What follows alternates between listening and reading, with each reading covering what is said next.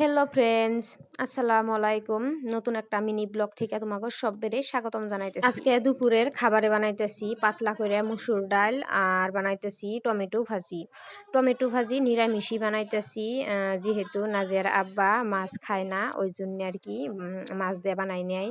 নইলে ভাবছিলাম শুটকি মাছ দিয়ে টমেটো ভাজি বানাম। আমার কাছে শুটকি মাছ দিয়ে টমেটো ভাজি ভালো লাগে, আর ইসা মাছ দিয়েও টমেটো ভাজি বহুত ভালো লাগে। তো নাজিয়ার আব্বা যেহেতু খায় না, ওই জন্য আর কি নিরামিষই ভাজি বানাইতেছি। আর বানাইতেছি পাতলা মসুর ডাল।